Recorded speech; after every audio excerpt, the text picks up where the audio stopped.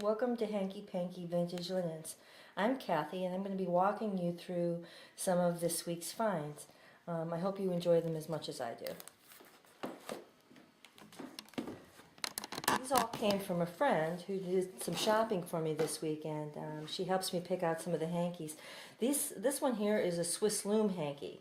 This is still in the package. You're going to see they're hand embroidered, and these are from Switzerland. Some of them are absolutely beautiful. This one features some different kinds of blue and yellow flowers that are on, but very, very pretty. This one is a find that I found particularly nice this week, being that it is March and we're getting ready for St. Patrick's Day. This is a hand-painted satin hanky, but it features different scenes from Ireland.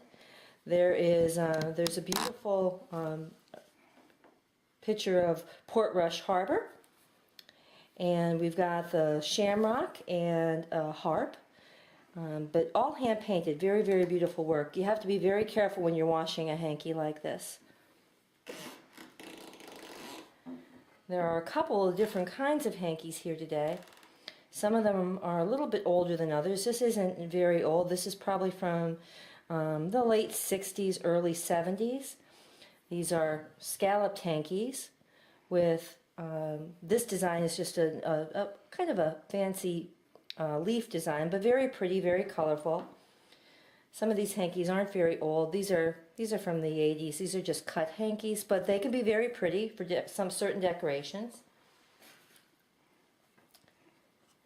We also had this here. If you can take a look at this, this is a very fine embroidery. That's called petite point embroidery. It's not very detailed, but it'll give you an idea what that is. We also have some holiday hankies today. She had given me quite a bit of an assortment of men's hankies today. All of these look like they came from an estate of a man. His name was John, and he was a teacher, so there's a lot of different men's hanky. I mean, give you an example of a few of them. This is by Matt Andrews. This was a popular thing for children to give to their teachers as a gift. This is probably from the late 60s, early 70s.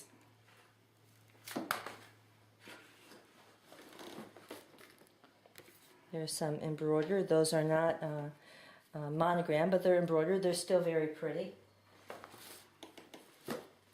Here's some more examples. This one says Merry Christmas from Joy. I think some of these names are just very nice to see. A couple of different kinds in here. These, when hankies were 25 cents. This is for Mr. Yeager, and this is from Melvin. I love the names. I like to keep these on this packaging when I'm selling the hankies. I think it adds to someone who collects, because they can actually see where it came from. Here's one that you don't really see a lot of embroidered hankies with men's names on, so that's how I know this man's name was John, but this is very nice. This doesn't look like it was ever used.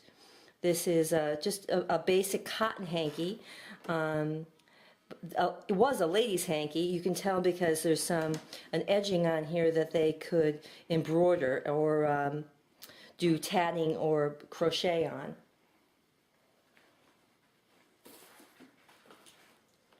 As you can see, my friend did very, very well for me this week when she went to a sale.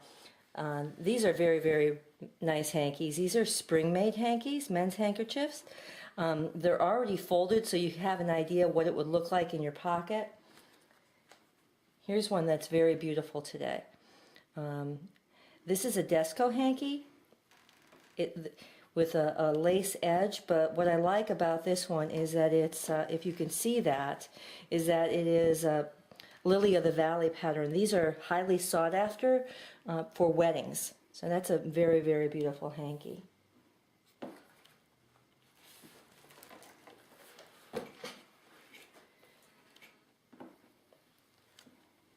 All right, look at that one. That one's very beautiful.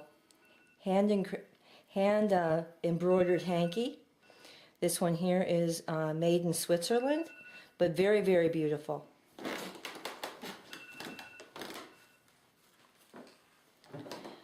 There's some more Swiss loom embroidery. That's what this is considered, Swiss loom.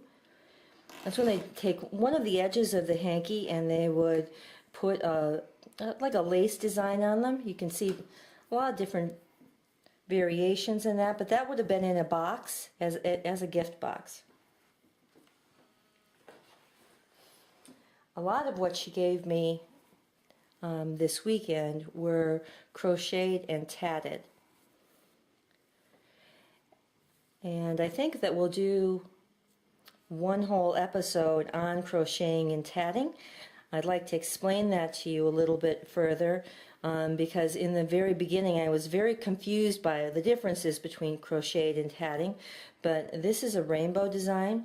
You will see actually thousands and thousands of these if you start collecting hankies because they are very, very beautiful, but they're very common. When you come across one that has a different design, that's when I kind of get really excited about that. She did give me one today, which I'll show you, that is a design I haven't seen before. Now this is tatting. You'll see it's a finer way to put an edge on. It's done with a tatting shuttle. I'll show those to you at a later time, but look at the work on that. This is a design that I have not seen before, and it's in a very pale purple and a mint green, but very, very beautiful. Well, I think I could probably spend an hour showing you everything she gave me this weekend, but we're gonna bring this one to an end. Next time I'm with you, I'll show you a little bit more about some of these different kinds of beautiful hankies that are available. This is a very easy collectible idea for anybody who's interested in collecting something that doesn't really cost a lot to get into, but you can find some really beautiful, I just think they're like pieces of art. Each and every one is completely different. So thank you for joining us today, and I look forward to telling you about how some of these are cared for in the future. And if you're interested in purchasing any of these hankies that you may have seen today, I'll have a link to my eBay page in the comments below. Thank you very much.